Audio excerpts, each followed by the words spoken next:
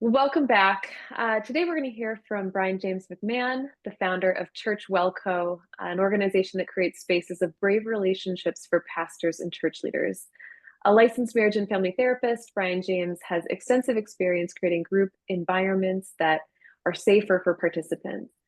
Today, BrianJames will be discussing clergy peer groups. And so to get things started, I'll just say welcome when we look forward to your presentation.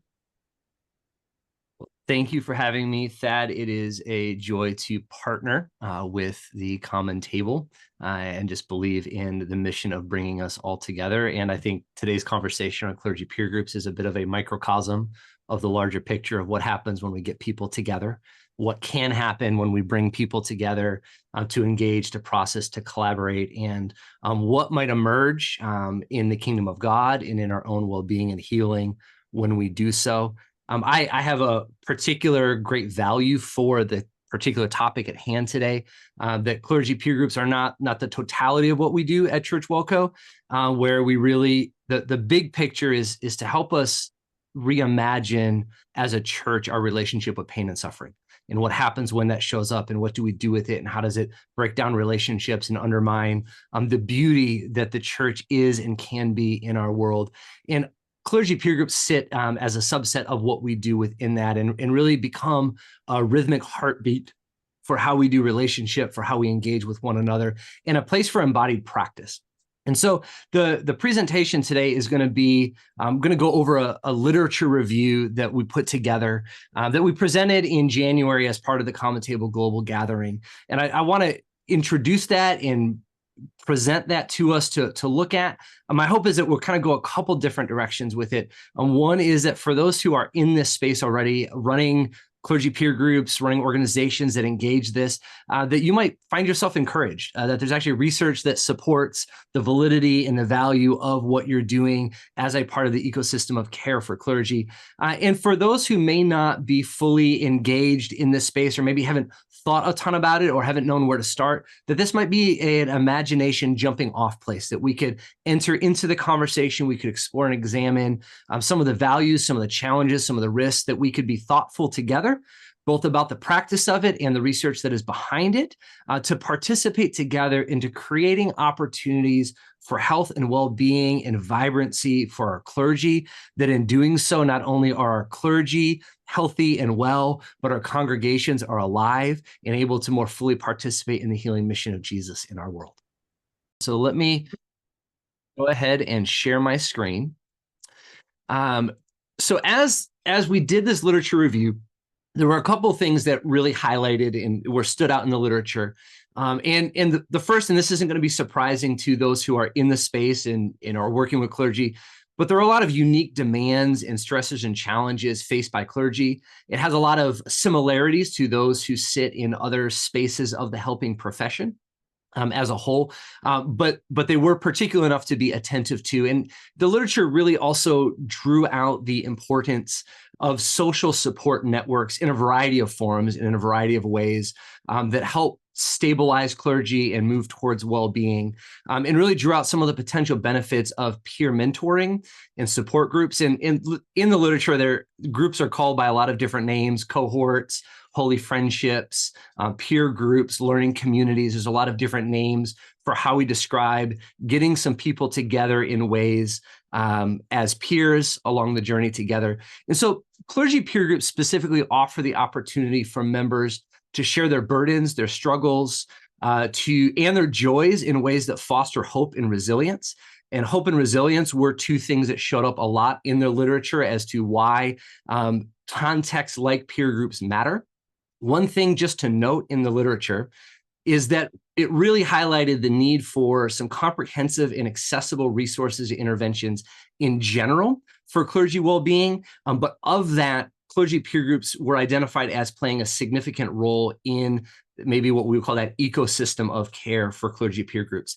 And so as we get into that, my hope is that in this conversation today, those who may be engaged in some clergy peer group spaces will find yourself affirmed and validated that there actually is literature that suggests the efficacy of what we do in the spaces we operate in. And then for those who maybe aren't as deeply embedded in this space, my hope is the conversation may allow some imagination to develop around the usefulness and perhaps the need for us to orient intentionally around creating context for clergy to come together in a variety of different ways. So some of the challenges that just jumped out in the literature on the front end that clergy face in particular was first and foremost this high degree of isolation. And Barnes uses in his research, uses this phrase, crowded loneliness, which for those of us who work with clergy is a really familiar experience of being surrounded by people and yet being other. That there isn't an aloneness, that often our lives are filled with people, sometimes to a large degree, but even within being surrounded by people and spending time in conversations, there's a form of loneliness, of being other, of being different, of being separate, of not being fully included, that really becomes a challenge for a lot of clergy. And the literature really draws the connection between the presence of loneliness and its contribution towards clergy burnout, which is a massive issue that many of us deal with, pay attention to. We've seen the research on the turnover in our churches currently around that. And so being attentive to isolation, to burnout is a big focus of how we and why we orient around clergy peer groups to begin with. Some of the roles that literature highlights that peer groups play in the well-being for clergy and ministers is the way that they provide social support, especially bringing peers together for mitigating stress and fostering flourishing.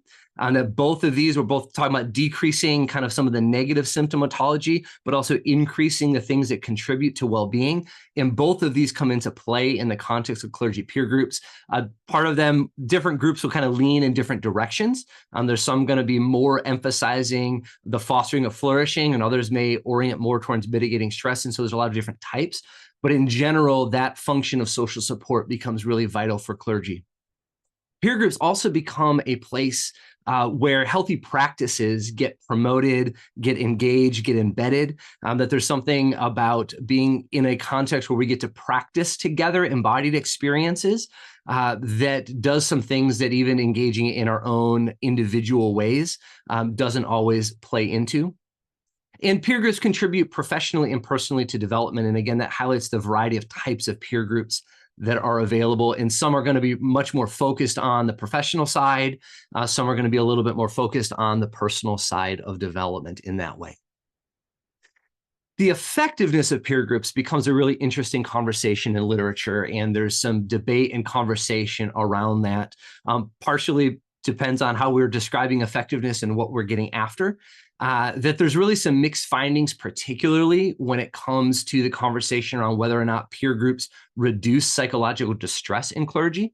And the therapist in me recognizes that a lot of times when we get together for healing, the front end of a healing journey doesn't necessarily make us feel better. And so I was not surprised to see in the literature that it highlighted that actually sometimes we bring clergy together for growth and for healing. And for some, it actually increases experiences of psychological distress in the sense that it elevates attentiveness to symptoms. It increases discomfort. For some, clergy entering into peer spaces is an unfamiliar context, which also carries its own variations of psychological distress. But in the literature, it really did highlight that it would be unwise for us to assume that just getting clergy together in peer spaces automatically reduces psychological distress, that there's a number of variables at play in that space. One of the other conversations that shows up in the literature is in regards to the effectiveness of peer groups in terms of their structure and their facilitation. And there's some really great conversations about what makes an ideal group size. The size of the group does have an impact on the kind of conversations that emerge in the group, the depth to which the conversations can go, what is happening. And so this becomes a factor for us to be attentive to when we're thinking about groups that we might want to start, groups that we're leading, of being attentive to the size of the group. Another piece that was important that the literature really highlighted of significance to be attentive to in our thoughts around how we run groups is whether a group is going to be peer-led or facilitator-led. Those both have effectiveness in how they operate, but they are different. I know one of the conversations we've had a lot internally with Church Welco is as we start groups that are predominantly facilitator-driven, there's always the conversation of, can those groups become sustaining and become peer-led groups? And one of the places of pushback that we've received from clergy really consistently is how frequently clergy are responsible for everything in every other context of their life. And for many clergy, there's actually something of significant value of being able to arrive at a group that they're not responsible for, where they don't have to pay attention to the dynamics at play. They don't have to manage the group politics that shows up. They don't have to create the boundaries and hold the frame. They just get to show up as who they are and participate from that place. And so for a number of clergy, there's a real value to having something facilitator-led. That also plays into then factors of cost and access and things like that when you do bring facilitators into it. And so the literature really does highlight that there's value and usefulness in both frameworks, but being attentive to what we're trying to accomplish and allowing us to think about the structure that we're using as we're moving in those directions becomes important. Another element of the best practices that, regardless of the group, needs to be attended to is the level of trust and confidentiality in the group. I think probably most of us have had experiences in human relationships where we've shared stories that were meant to be held in a particular place, and those stories found their way outside of the group and outside of the person with whom we shared them, and understand the way that destabilizes trust and really undermines the cohesiveness of the group. And so how that gets established, the kind of conversations that we're having, the level of trust that's needed, how confidential is handled. There's a lot of different groups, some that are like denominationally organized groups where conversations of confidentiality play different than if you have more of a denominationally adjacent group, or a group that maybe is not tethered to power structures and employment status. That those are all factors that impact how confidentiality is viewed, experienced, and trusted. Another element around best practices and what we're paying attention to is just the type of activities and discussions that are pursued within the groups themselves.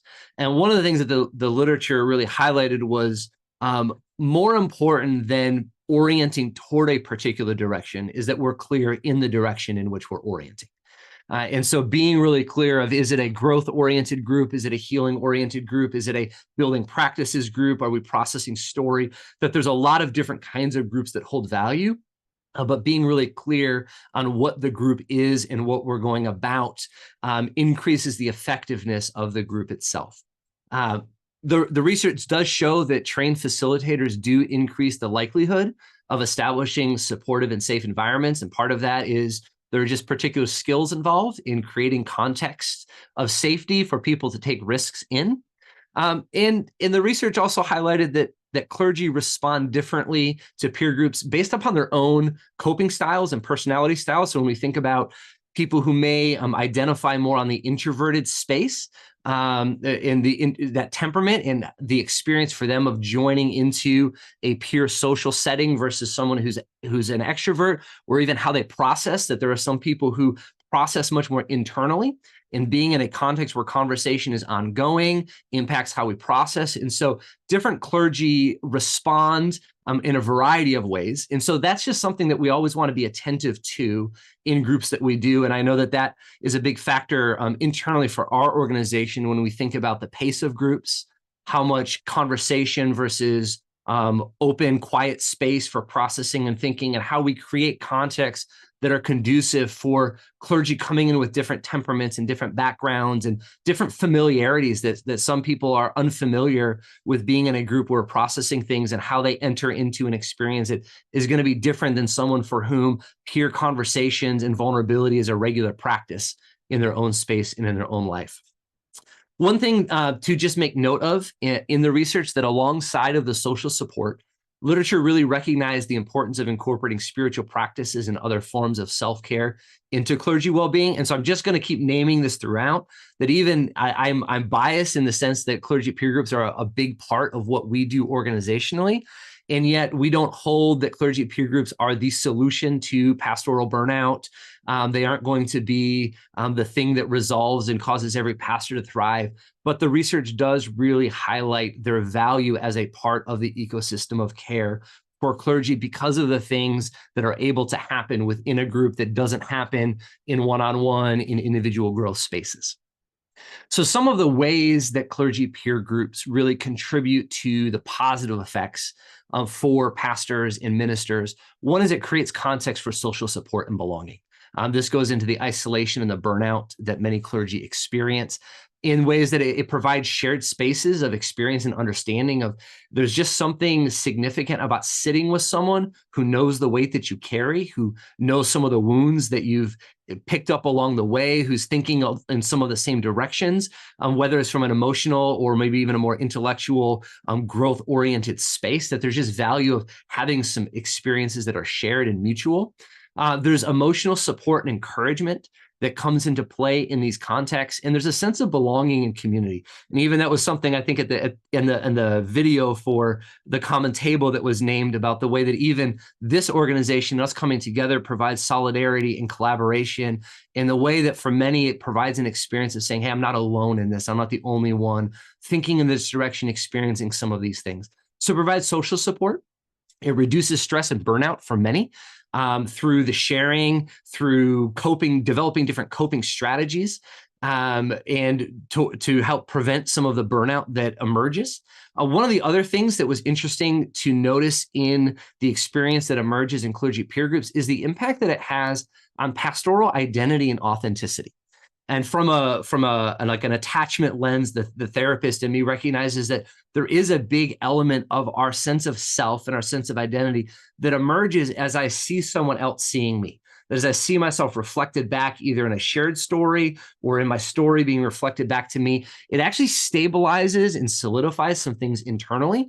And so we find that in clergy peer groups, there is an element of formation and solidifying of the pastor's identity that emerges in these groups, as well as increased permission for authenticity in the way that they engage within the group, but also beyond the group. Peer groups also provide context for spiritual formation and renewal. And spaces for that vulnerability and authenticity to be engaged, not just relationally and emotionally, but also in some spiritual places, particularly looking at groups that orient around collective spaces of prayer and collective spaces of spiritual practice.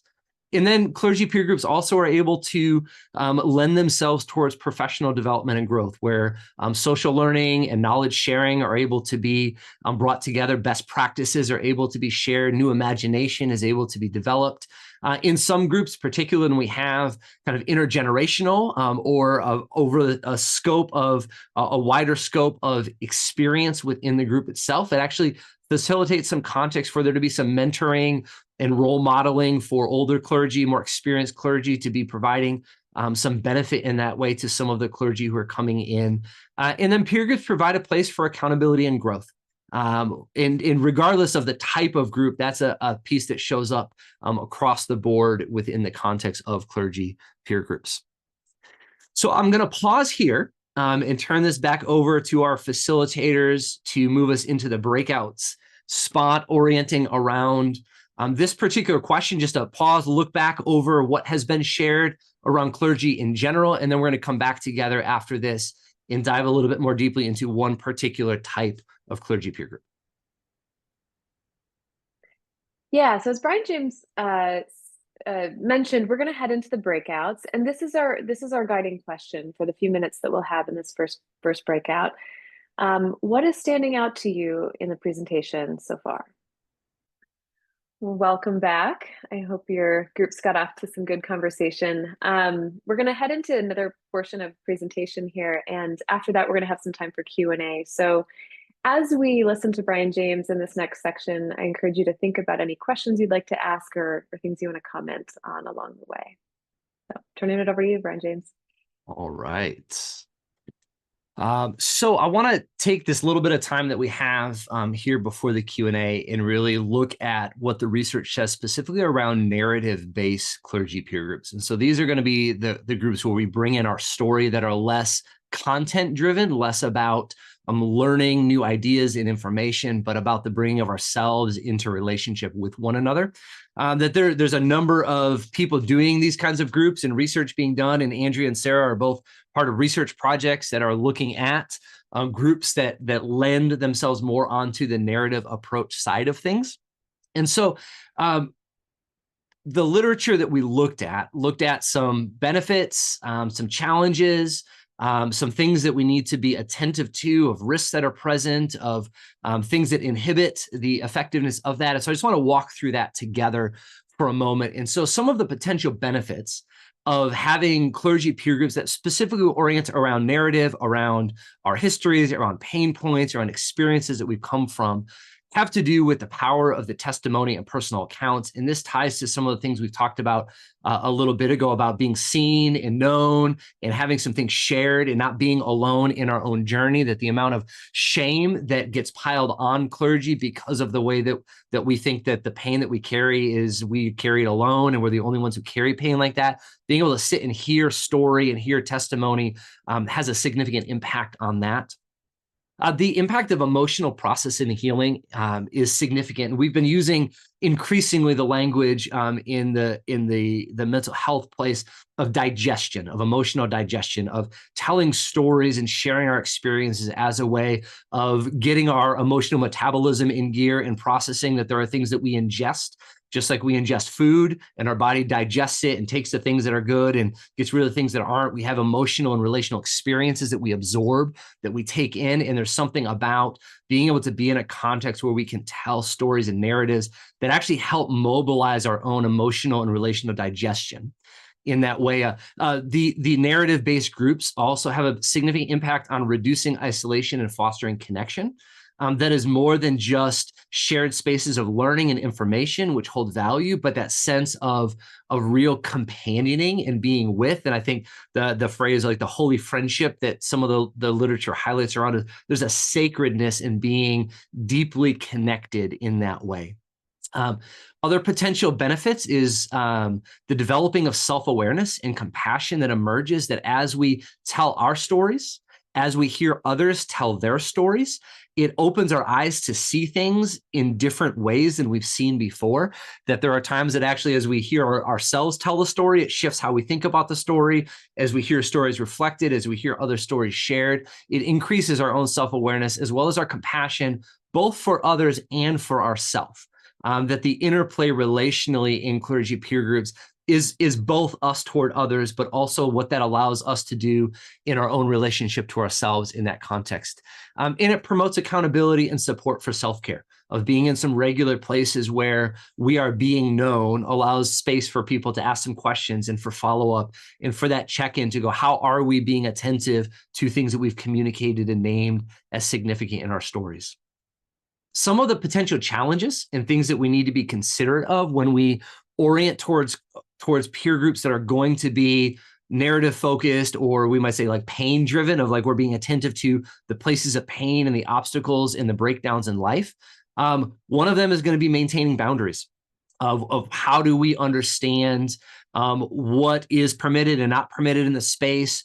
Some are storytelling groups and being clear on where does this then turn into. Now we're like doing group therapy and what's permitted in the space and in the conversation, which plays back into the facilitator function. That my bias is going to be that the more narrative focused, the more story based, the more pain oriented we're going to have groups being, the more significant it is for there to be a facilitator who has some training, who can really be attentive to the things that might emerge, because sometimes the boundaries also have to do with like how group time is maintained. That as someone would start to tell a story that taps into places of pain, is there room in a group to have a little bit more space for them? Do we shut them down? Like there's a lot of dynamics that show up that have to do with boundaries, the way time is used, the way people do or don't interact with each other in the group context. That if people are starting to share their story, what kind of feedback is permitted, what kind of feedback is welcome, become boundary related conversations and questions of there are times, I know it even in my own experience, where I'll share a story and there's a rawness to it. And I like, don't even want people to breathe on it. I just want them to like notice that it's there, pay attention. I don't want you to touch it. I don't want you to tell me anything about it. I don't want you to make any observations. I just want you to hold it. And theologically, to me, this sits within what the Apostle Paul wrote when he talked about carrying one another's burdens. and so fulfilling the law of Christ. And there's something in this exchange that happens as we're able to share some stories. But that attentiveness to maintaining boundaries is a significant consideration to take as we think about narrative approaches. Balancing vulnerability and professionalism sits a little bit within that camp as well. About how relational is it? How focused on achieving an outcome are we, and being attentive to that, as well as being attentive to individual coping styles. And this is something I know popped up into our little breakout conversation around coping styles of frameworks, of culture, of theology, about what is permitted and not permitted, and how that plays into conversations that become more relational and narrative focused. The research really did highlight, specifically with narrative groups, not exclusively to them, but specifically, the importance of a safe and supportive context. And I'm just going to put a little asterisk that oftentimes we see that word safe and we think that something is safe or not safe. And I'm going to suggest that we think about safety as something that is developed, and something that is co-created, and something that is facilitated, not something that inherently exists or doesn't exist. And that there's an element of how do we think about cultivating trust and confidentiality? How do we think about cultivating intentional structures and boundaries in relational ways with an emphasis on mutuality and reciprocity, where there's also permission for there to be individual differences in the context? In creating that safe and supportive context matters a great deal. The more personal, relational, and story-based the conversation becomes. And it is also something that is developed over time with some parameters that are enhanced and enforced and circled back to. So those are some of the benefits, the considerations, and then the significance that really showed up about safety and support. A couple of the other things that came out in the research was looking at what clergy benefit, which may also maybe who to pay attention to that wouldn't be the right fit specifically for a narrative-based group. So clergy that the research says really would tend to benefit greatly for these groups are clergy who are already able to name their experiences of isolation and loneliness, or there's a consciousness that this is something that is present, where there's high stress in challenging ministry context. And again, their own level of awareness that this is true increases the usefulness of a group. That we all probably know some people, maybe it's ourselves, who may be experiencing isolation, loneliness in challenging, stressful context, but actually like, nope, I'm good. And we kind of don't know that that's impacting us, but that awareness of those things being present really lend themselves towards some narrative-based groups. Clergy who are seeking some real growth focus find great benefit in being in clergy peer groups, and also those who value collaboration and mutual support. That there is something inherently relational, mutual, with some reciprocity that happens in clergy peer groups.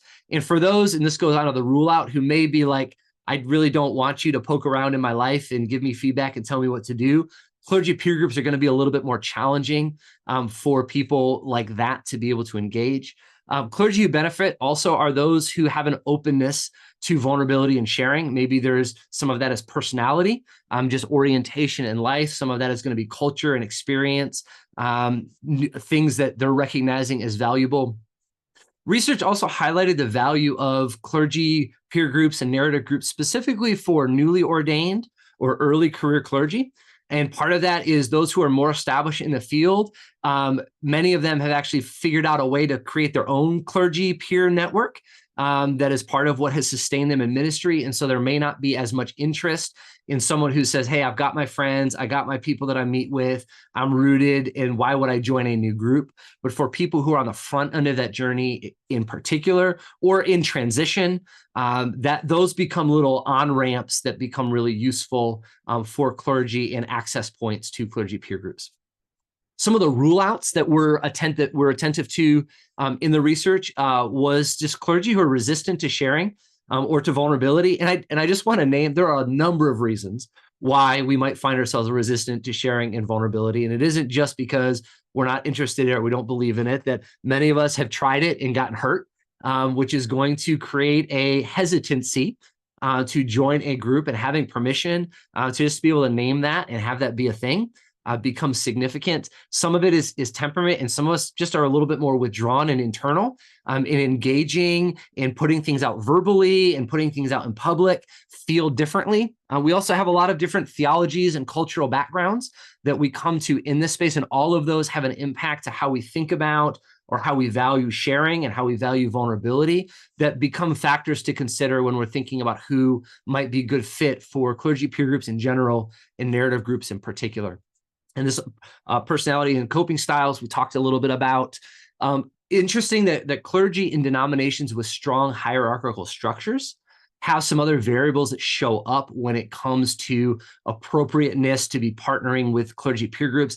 And this also comes to the kind of clergy peer group that you're in, and if it is denominationally run, and then are you in a group with someone who, if you say the wrong thing, now sends you to an ethics board and maybe revisits whether or not you should be in ministry at all, and which creates an inherent hesitation towards vulnerability. And so thinking about how power structures work, who's in the group, are we peers, all of those impact the dynamic of the group, and those experiences also lend themselves to creating some barriers for those who might be interested to access them, or create hesitancy in many to access them. And another potential rule out is clergy who have support in a lot of other areas. And again, while clergy peer groups offer potential support, they're not a universal solution for clergy well-being. And that we're just going to keep coming back to it matters, it's important, but is not the whole piece of the puzzle. And so for those who may not be right for clergy peer groups, we do need to take a responsibility to have room for that and to identify what are the other spaces of support that they might need. So some of the barriers that we need to be attentive to in creating effective, successful groups has to do with time constraints in clergy, competing expectations, and overwork. And some of the ways that we might think about that are going to be, is it in-person groups or virtual groups? That has to do with limitations in access and how we get to that. Some of the other barriers that show up are fear of vulnerability, confidentiality concerns. That's a question we get every time in our group, is how do I know that the stuff that I say here stays here?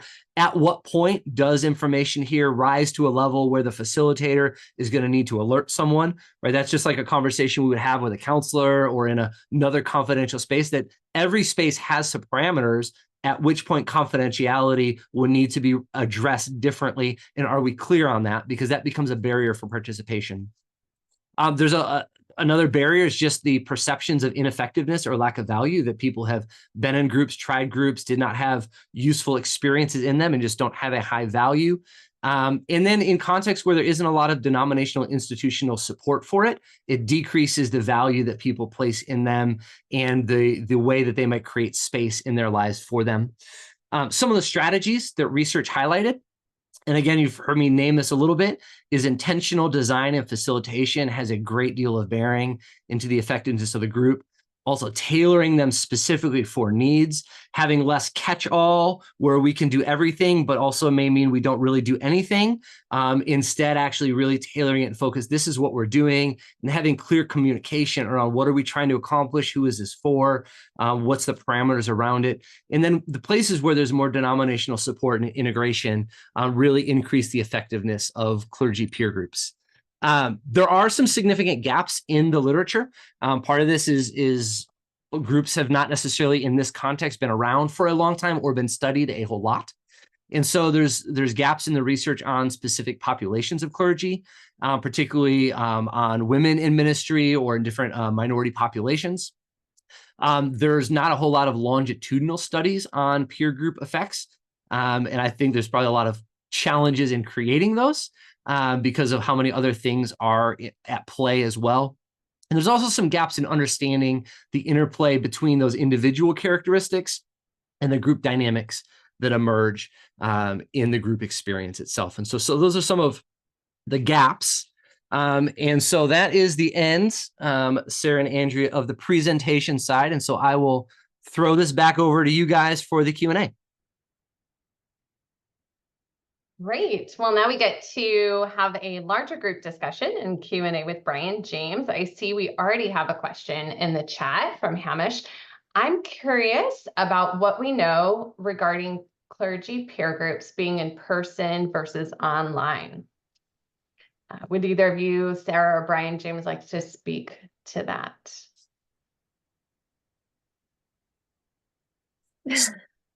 So I will, so, and I'll frame this for the group as a whole, that like, I want the three of us will be answering these Q&A together. I'm purely practitioner based, that is research informed. And so I'm going to really lean on Sarah and Andrea for a lot more of the research data in that.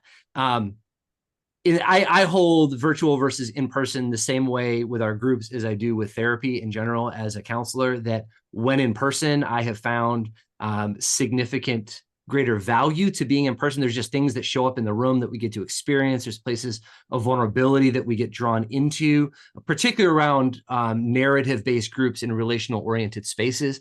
That being said, all of the groups that Church Wellco does are all virtual groups. And part of that is we're trying to hold the balance between accessibility and having it be more accessible, and thinking about the number of pastors we work with who live in rural contexts or are bivocational, and so do not have some of the access either because of time or location to that. And so where we landed was we would rather make it more accessible, even if it is to a degree less effective. But we haven't seen anything in practice or in the research that would say virtual work is ineffective. There may be some conversations, or are there variations in how effective or in what directions? But those are just my initial thoughts. Yeah, I would echo a lot of that. I mean, we're running virtual groups right now. And it's interesting though, because when we get to the end of it's an 8-week intervention, and when people get to the end of the 8 weeks together, they're somehow trying to figure out how to get together in person. And even to the point that someone once asked us, could you host us at Boston University for a meeting together just so we can meet each other in person? I think so. Yes, I think they can be so effective virtually, and that might serve, rural populations better, and, all of these different reasons. But people still want to meet. People want to be in 3D together. So. Mm-hmm. I have some comments on that too. Our groups at the Seattle school initially started in person, and there are some kinds of work, I'll give a story here, that you can only do in person. So someone who'd shared a heavy story with pain from their childhood and felt like they'd carried it alone, they came up with a metaphor, like, of what they needed. Will you help me carry this?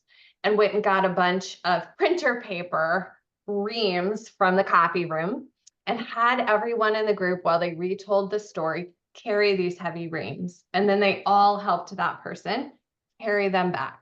Like, we're not going to let you carry this alone anymore. And so that was really powerful. The other context that I work in, Fuller Seminary, our groups that I lead there have always been online.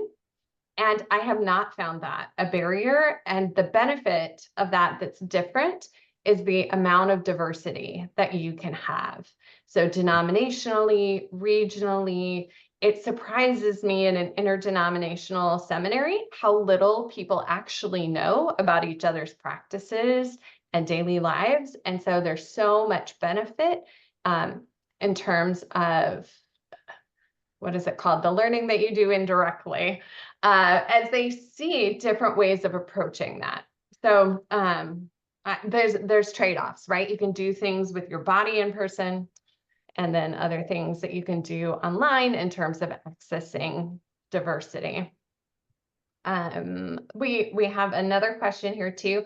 Are groups done across denominations? I'm going to put a couple of these questions together. Same gender or mixed groups, frequency, ideal frequency. So I'll just speak to our group. So we do, I am an ordained Foursquare minister. So a lot of my relational network tethers to my own denomination, but our groups are not exclusive to a denomination. And part of that is trying to create some context where power dynamics don't play as strong. That was just a really significant piece for us. I have done some work with some smaller denominations of saying, how do we help create some groups within the denomination? And so both are feasible and viable. They just have their own challenges. And I think the closer they're tethered to structures of power, the more complicated and risky they have a way of being. Not that that's impossible or an automatic no. I just think we need to be really attentive to that. we have some groups that are just guys. We have some groups that are just women, and we have some groups that are mixed gender. And we found that they all have different values. They all have value in different ways. That there are some people, like there are some women who want to sit with other women who know the experience of being a woman in ministry. That is going to be a really different kind of conversation than when you sit with a mixed gender group, particularly depending on who the guys are in that group and the kind of conversations that emerge. And there are some other men who don't feel comfortable with certain types of conversations of vulnerability in a mixed gender group. And then we've had some mixed gender groups that have been really beautiful because of the cross learning that is able to be had and about getting some different perspectives in responses to the story in the way that plays out. And so, and I'm going to even calling back to the research, say that what the research really highlighted was, again, far more important than what the structure is that we're clear on what the structure is and we're clear on what we're trying to do. And if we have that right, if we have the structure right intentionally, and we have facilitation that is intentional, just about all of the groups will hold effectiveness in that direction. Yeah, Sarah, Andrea. Mm-hmm. One thing I will say about mixed gender groups, the learning for each gender is very important. I've had both. A surprise to me in a group that I convened that was all women was there was harm done when some of the women were affirming of women in ministry and all sorts of pastoral roles, and some of the women in ministry in like children's ministry roles or other roles did not believe that women should have all forms of authority. That was a challenge to the group. Mm-hmm. And that can happen in mixed gender groups too. So looking out, just being intentional about the potential harm that comes when you have people in the room who don't believe other people should be in the roles that they're in, and that can be a real thing if you're dealing cross-denominationally, or even sometimes denominations that are unclear about what their official stance is. Mm-hmm. Mm-hmm. Yeah, I think I come back to that point you were making, BrianJames, that like the makeup of the group should be guided by the purpose for the group. Perhaps. And so clear about structure, but also clear about purpose, clear about what it's meant to do and offer. Yeah. Yeah. Well, I think there was a comment, I think Hamish threw in talking about the New Zealand Baptist Church and how they actually have being part of these groups as part of what it means to be part of the denomination, which I think is a beautiful thing that it is just part of the culture of we're going to be together.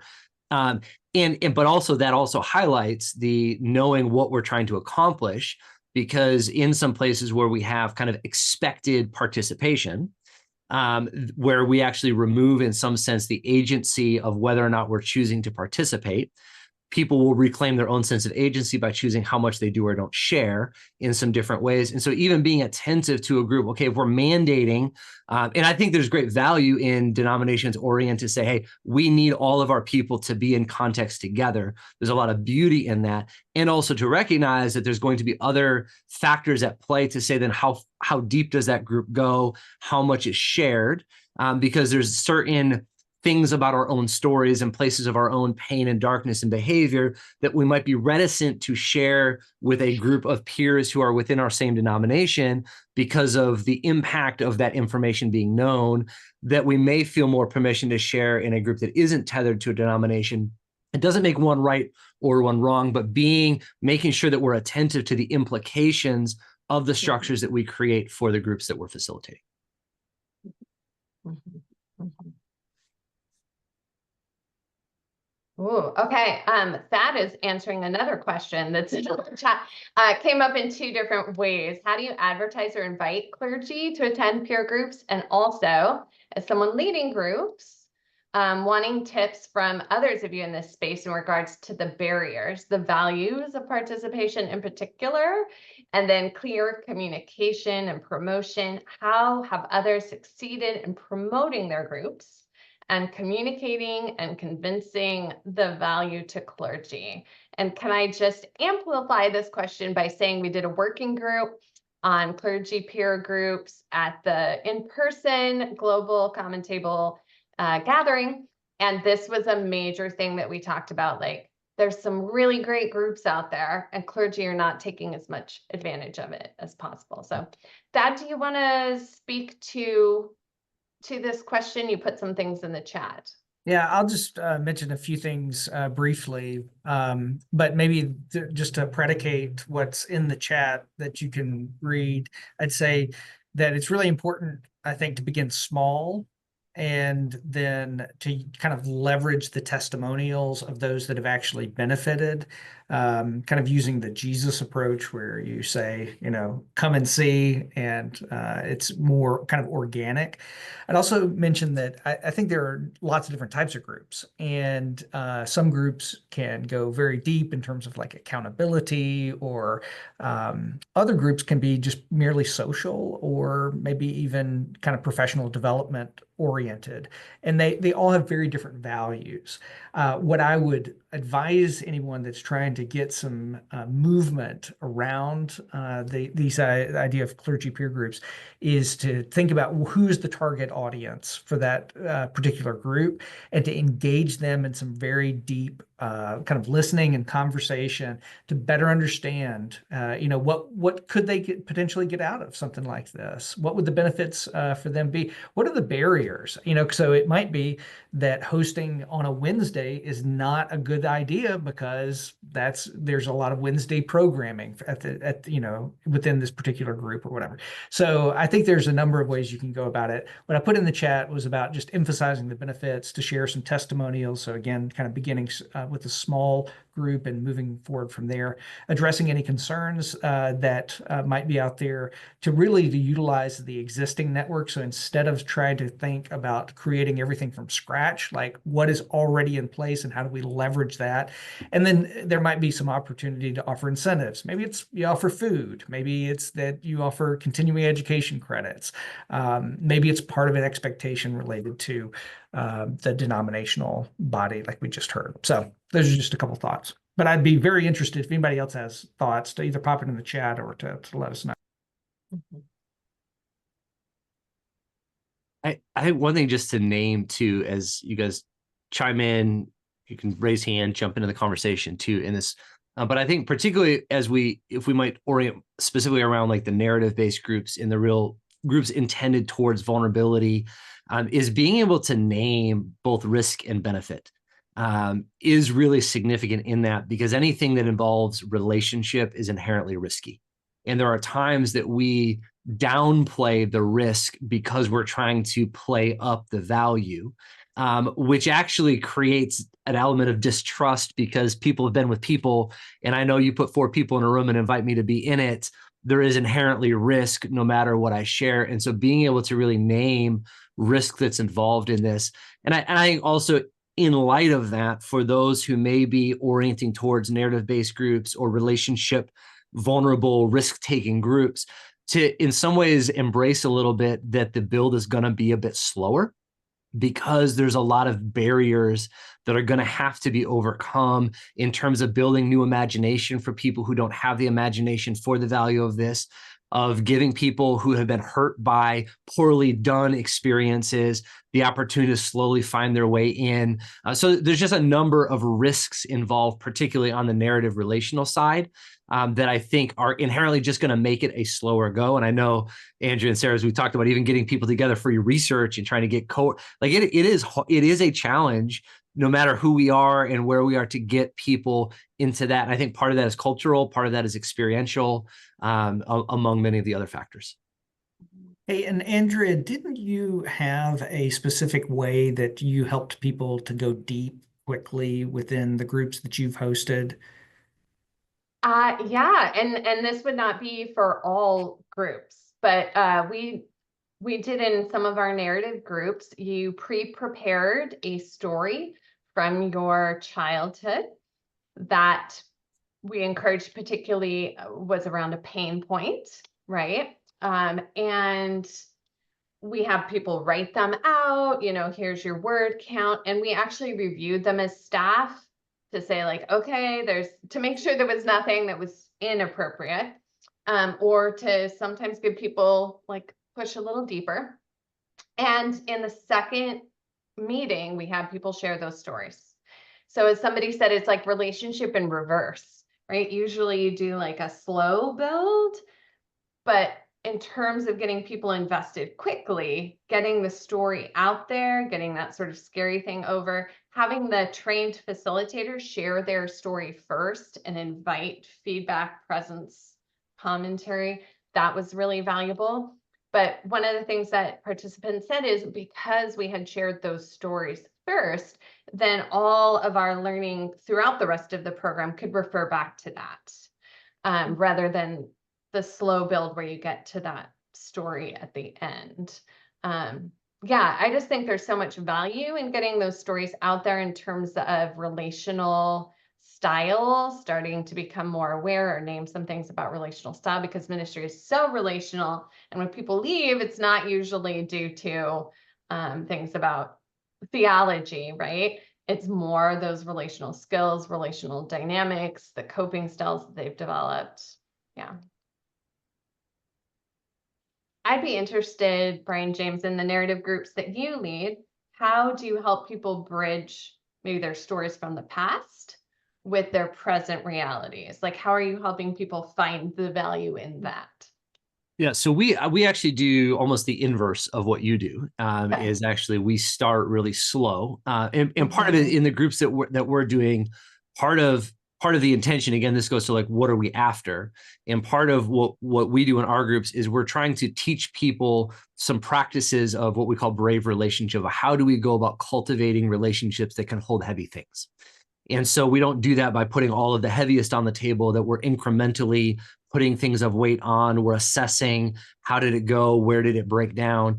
And so we actually start with primarily the present, and we spend some time sitting in what are the heavy things in the present, just so that we can gain an experience of that. And then as we go, probably once a quarter, or every 6 months or so, we have a kind of a pivot group meeting where we actually will ask a question like, kind of like like you kind of said, prepare a question coming in, where we'll say, as you come in this month, think about maybe one or two different like thematic through lines in your life. Like, what's a thread that has just carried through either places of pain that have been in ongoing ways, or some moments that have like altered the trajectory for good or for bad. And so what are some of those narratives that have an impact? And we use questions like that because we're trying to draw attention not just to like all story, but actually to meaning making, and around what are some moments in our story that has impacted how we think about ourselves. So we build that in as we go with our groups,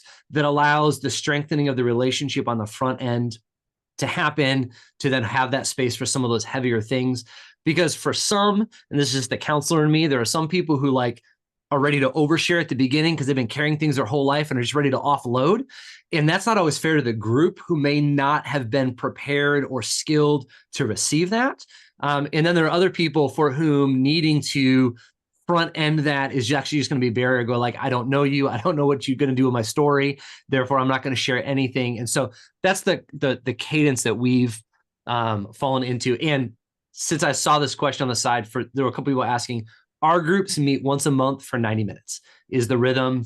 I would love to have these groups be like weekly groups for clergy, but we are a long way away from having it be a cultural value enough to get clergy to orient 90 minutes a time every week to do this kind of work. And so that's the rhythm that we've found useful right now. But yes. Sarah, do you have anything to say about frequency and what you're doing with your groups? Yeah, so the frequency right now, we're running 8-week groups, so they're very short term. And they're pretty focused in terms of, we walk through kind of a formation-based some material, but it's not all like psychoed type thing. There's like kind of an introduction of various capacities that could help us engage our work differently, and continue to grow and form, right, as persons and professionals. But then there's so much time in the group space for interpersonal process, a little bit of a mix of not kind of an open interpersonal process group, but not just material. And we meet 75 minutes for 8 weeks in a row. And those are weekly. But I think the shorter duration maybe makes that more possible. If that were longer term, that might be harder to bite off. Some people tell us like, yeah, I can do this for 8 weeks. I don't know if I could do this forever. And that's one of the elements in going to like, what are we after and what are the groups Right. for? Like, I know, so our Right. groups, because part of the heartbeat for us, we say at the baseline, people are going to learn some skills, learn how to cultivate some vulnerable relationships, learn how to digest some of their emotional experience. That's the baseline. The ceiling is actually we form friendships.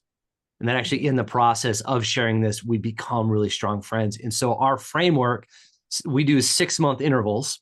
And there's an on-ramp, off-ramp at the end of every 6 months that allows groups to actually become ongoing in nature for those for whom relationship really gels. And I think right now, our longest, we have an ongoing group that's been going on for almost 5 years right now, with just about the same group of pastors who came in just practicing some skills, form friendship, and just want that continuity of relationship. And this is now just a rhythm in their life. And we probably could increase the frequency with that group because there's imagination value, relational experience from that. But also that goes to go, are we doing time limited? Are we doing open-ended? And I think there's value to both, but being thoughtful about what we're doing. And I would, this is just a kind of a pet peeve on my end that I'll just name and own in my own bias, is when we have groups where we say we're about forming friendship, but then we do them in time limited ways, and then the group ends and the friendships fizzle. I have some concern about what we are actually doing relationally in creating context where we will help the friendship form, but will not help the friendship sustain. And I just think that's an area that we need to be attentive to if we're not just building skills, which have like build skills, pay attention, do the deep work. But if we're trying to form relationships, I think we need to be thoughtful about even how we structure that from a continuity and duration of time standpoint. So I would be interested in hearing, oh, sorry, Beth. Oh, go ahead, Sarah. Go I ahead. was just going to ask you, how would you, what would you propose we integrate into the group experience then, BrianJames, to facilitate that maintenance beyond the formation of the friendship? So I think there's a couple of different directions. One, I think if it's intended to be more introduction skill building and the relationship isn't the heartbeat of like what we're trying to create, then I think there's a lot of room for there to be time limited groups, because if friendship forms and we say, I'm glad that happened, that's a byproduct of this, that wasn't the focus of this, so therefore you have the responsibility to maintain and to do that, and we can transfer that responsibility. But if we're designing context for the sake of facilitating a relationship, well, that relationship exists because of the scaffolding that we've placed around it.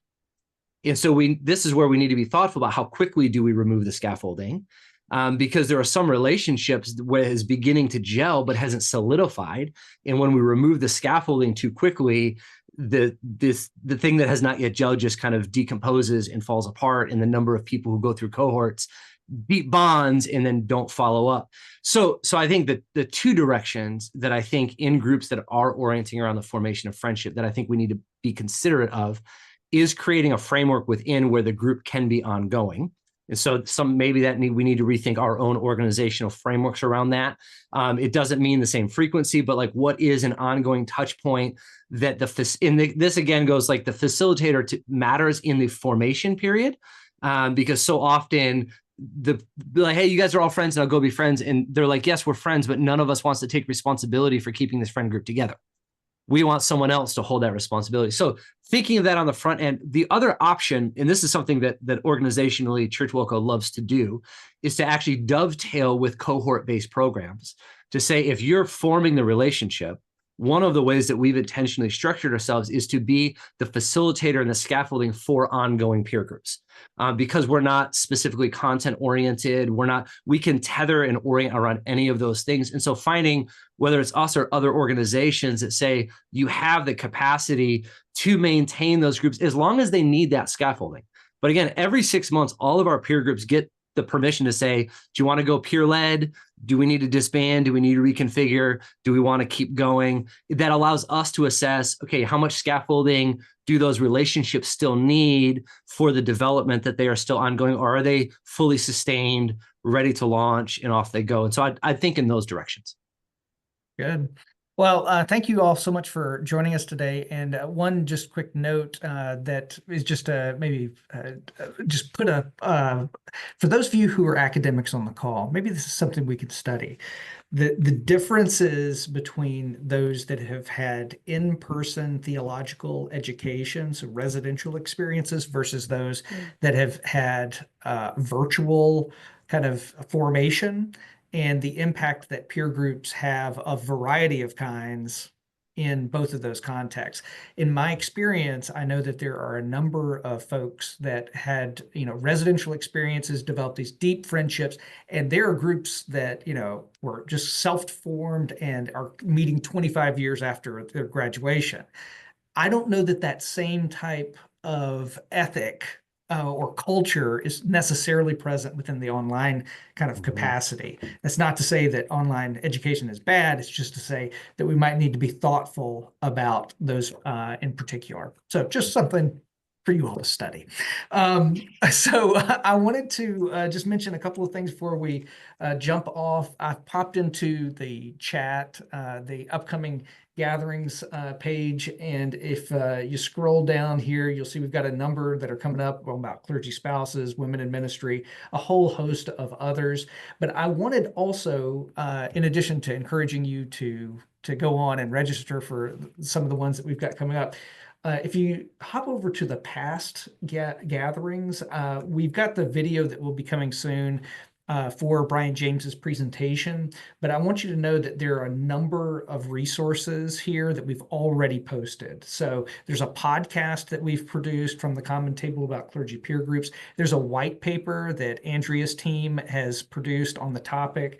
The Danielson Institute that Sarah represents is doing some great work in this regard, and I want you to know about that. And then also BrianJames's organization is expert at this as well. So a number of things there. And then if you keep on scrolling, last week's gathering with Chris Adams about formative evaluations of clergy candidates is already posted. And so I hope you'll find benefit in that.